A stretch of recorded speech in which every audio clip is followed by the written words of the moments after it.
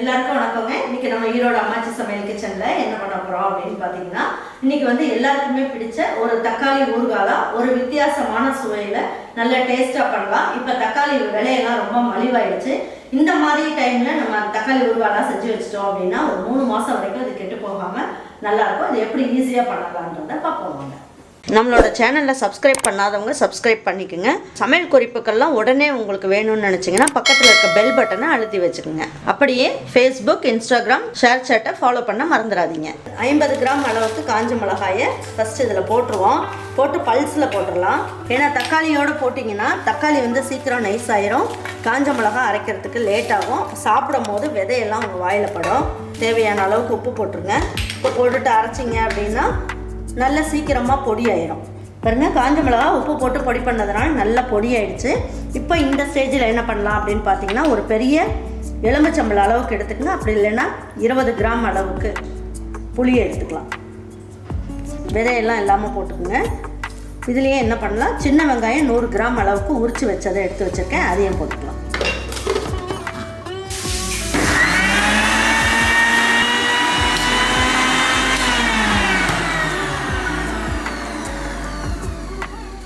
இந்த அளவுக்கு எல்லாமே வெங்காயம், புளி எல்லாமே போட்டு இந்த அளவுக்கு அரைச்சாச்சு. இப்போ என்ன பண்ணலாம், தக்காளியும் கட் பண்ணி இதிலே போட்டுக்கலாம். இந்த 2 கிலோ அளவுக்கு தக்காளி எடுத்துகிட்டு வந்து வச்சுருக்கேன். இது வந்து நல்ல பழமாக எடுத்துக்கோங்க. ரொம்ப கொலன்னு இருக்கிறதெல்லாம் எடுக்காதீங்க. அப்படி எடுத்தீங்க அப்படின்னா சீக்கிரமாக ஊறுகாய் கெட்டு போயிடும். இப்போ நல்லா இதை தொடச்சிடுங்க. தொடச்சிட்டு ஒவ்வொரு தக்காளியாக எடுத்து கட் பண்ணி வச்சுக்கலாம். நம்ம மிக்சியில் போட்டு அரைக்க போகிறோன்றதுனால கொஞ்சம் பெருசாகவே போட்டுக்கலாம்.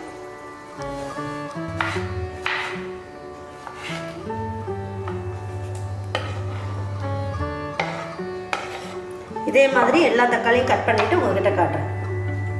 2 கிலோ அளவுக்கு தக்காளியை கட் பண்ணி எடுத்து வச்சுருக்கோம். இப்போ என்ன பண்ணலாம், நான் வந்து காஞ்ச மிளகா உப்பு எல்லாம் வச்சு அரைச்சி வச்சுருக்கேன் இல்லைங்களா, அதில் கொஞ்சமாக போட்டு இது இன்னும் கொஞ்சம் நல்லா நைஸாக அரைச்சிக்கலாம்.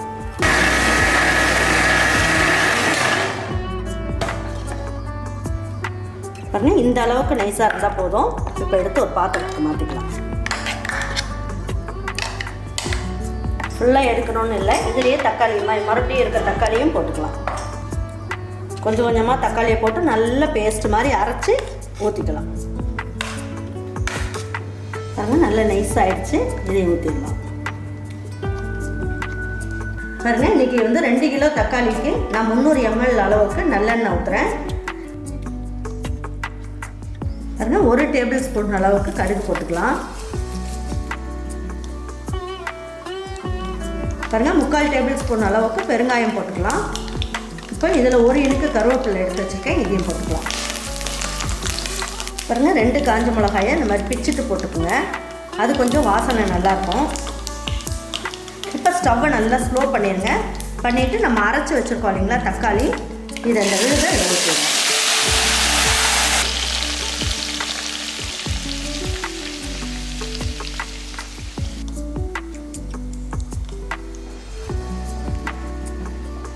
பாருங்கள், இதுக்கு தேவையான அளவுக்கு மஞ்சள் தூள் ஒரு 1/4 ஸ்பூன் அளவுக்கு போட்டுக்குவோம்.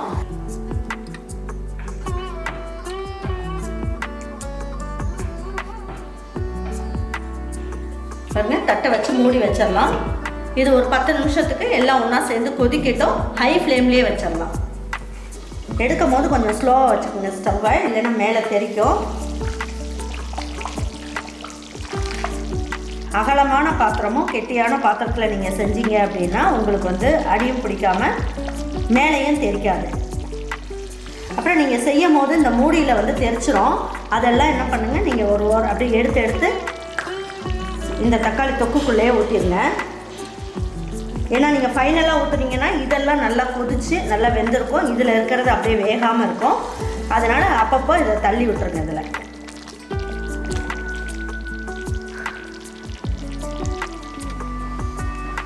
பாருங்கள், இப்போ ஒரு 1/2 மணி நேரம் ஆயிடுச்சு. இப்போ எடுத்து பார்க்கலாம்.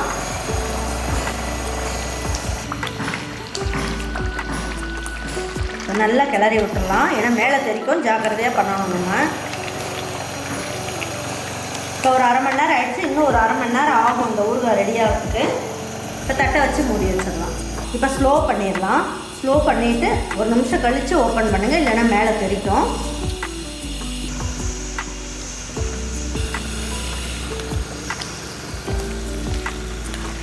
இப்போ நல்லா கிளறி விட்டுடலாம். கிளறி விட்டுட்டு இது நல்லா டேஸ்ட் கொடுக்கறதுக்கு நம்ம என்ன பண்ணலாம், நல்லா டேபிள் ஸ்பூனில் 1 ஸ்பூன் அளவுக்கு வெல்லம்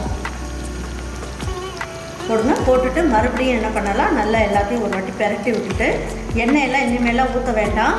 உப்பு மட்டும் உங்களுக்கு வேணுமா பார்த்துக்குங்க. கொஞ்சம் நல்லா சுருக்குன்னு இருக்கணும். வேணும்னா உப்பை மட்டும் நீங்கள் சேர்த்துக்கலாம். சேர்த்துட்டு மறுபடியும் என்ன பண்ணுங்கள், தட்டை வச்சு மூடி வச்சிடலாம். இன்னும் ஒரு 1/4 மணி நேரம் மட்டும் இதை ஸ்லோ ஃப்ளேமில் வைங்க. இதுக்கப்புறம் நம்ம வந்து ஹை ஃப்ளேமில் வச்சோம்னா அடி பிடிச்சிரும். அதனால் 1/4 மணி நேரம் கழித்து எப்படி இருக்குன்னு பார்ப்போம். பாருங்கள், இப்போ எடுத்து பார்க்கலாம் எப்படி இருக்குன்ட்டு. பாருங்கள், எண்ணெயெல்லாம் நல்லா கசிஞ்சு நல்லா வந்துருச்சு. தொக்கும் பாருங்கள் நல்லா சட்டியில் ஒட்டாமல் பிரிஞ்சு வருது. அடியும் பிடிக்கல பாருங்கள். இப்போ இந்த அளவுக்கு தொக்கு ரெடியானதுக்கப்புறம் எடுத்து வச்சு பரிமாறிக்கலாம். நல்ல டேஸ்ட்டாக சூப்பராக இருக்கும். இப்போ இதை எடுத்து ஒரு கண்ணாடி பாட்டில், நல்லா ஆறுனதுக்கப்புறம் ஒரு கண்ணாடி பாட்டில், அப்படி இல்லைன்னா ஜாடியில் போட்டு வச்சுக்கலாம். வச்சிட்டோம்னா இது ஒரு 3 மாதத்துக்கு கெட்டு போகாமல் இருக்கும்.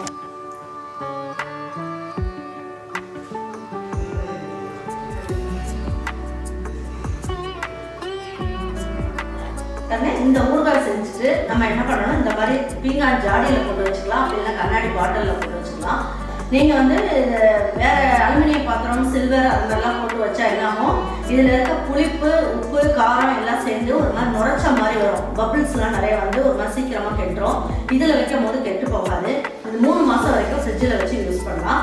நீங்கள் எனக்கு ஃப்ரிட்ஜில் வச்சு சாப்பிட பிடிக்காதுமா அப்படின்னு சொன்னீங்கன்னா இதை வந்து நீங்கள் என்ன பண்ணுங்கள், ஒரு 2 நாளைக்கு ஒரு வாட்டி வெயிலில் ஒரு 1/2 மணி நேரம் வச்சு எடுத்துக்கோங்க. எடுத்து வச்சிட்டிங்கன்னா இது வந்து ரொம்ப நல்லா கெட்டு போகாமல் நல்லா டேஸ்ட்டாக சூப்பராக இருக்கும். இதே மாதிரி ஒரு தக்காளி ஊறுகாயை உங்கள் வீட்டில் இருக்கவங்க எல்லாருக்குமே செஞ்சு கொடுத்துட்டு அவங்களுக்குலாம் பிடிச்சிருந்ததுன்னா லைக் பண்ணுங்கள், ஷேர் பண்ணுங்கள், சப்ஸ்கிரைப் பண்ணுங்கள், மறந்துடாமல் கமெண்ட்ஸ் பண்ணுங்கள். தேங்க்யூ ஃபார் வாட்சிங் ஈரோடு அம்மாச்சி சமையல். தேங்க்யூ.